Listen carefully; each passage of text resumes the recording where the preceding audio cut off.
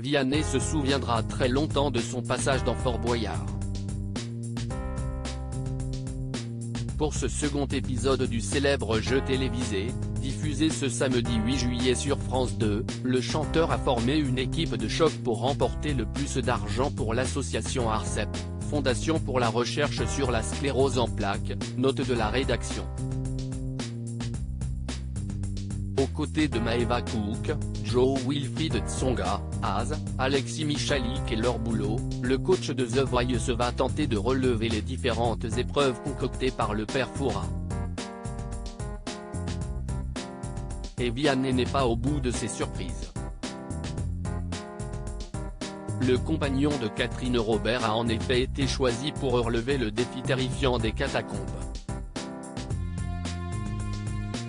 Une toute nouvelle cellule qui a donné quelques sueurs froides à l'artiste. Et pour cause. Dans un teaser, que Gala a pu visionner en avant-première, l'interprète de Beau Papa est allongé dans un tombeau rempli de serpents. Alors que les reptiles viennent doucement se poser sur lui, Vianney semble quelque peu tétanisé par cette situation improbable. Fort Boyard, vous êtes des fous, a-t-il lâché un brin déconcerté. Et le papa du petit Edgar doit prendre sur lui. Pendant que sa partenaire de jeu résout un puzzle, Vianney doit garder son sang-froid et résister au serpent afin de ne pas l'envoyer en prison. Ce second épisode de la nouvelle saison de Fort Boyard va donner des frissons aux candidats et aux téléspectateurs. Supérieur à Vianney, Romain Duris, Kate Middleton. Découvrez les talents insoupçonnés des célébrités Fort Boyard, Passou Sakas, reine des catacombes après avoir recruté Passe-Partout, André Bouchet, et Passe-Muraille, Anthony Laborde. Le père Fouras a accueilli Passou Sakas pour cette 34e saison. Lors du lancement du jeu télévisé, le samedi 1er juillet, les téléspectateurs ont pu faire la connaissance de ce nouveau personnage interprété par Stéphanie Lorset.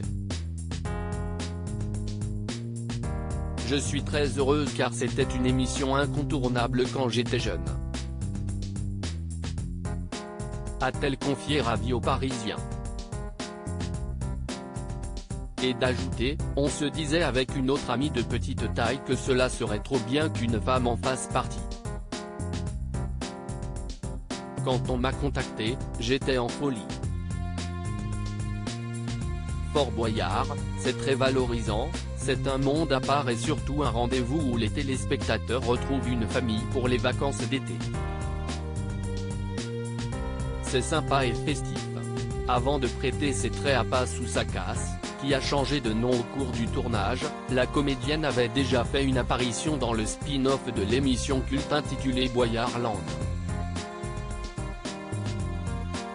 Dans ce jeu dérivé où deux équipes composées de célébrités s'affrontaient pour le compte d'associations, Stéphanie Lorset a interprété, entre 2019 et 2021, Passe-Noyeul-Zucre.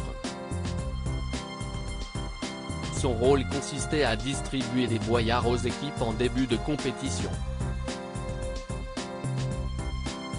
Muette au départ, elle a pu s'illustrer dans un rôle avec des dialogues lors de sa deuxième saison. Crédit photo, capture d'écran Fort Boyard, France 2.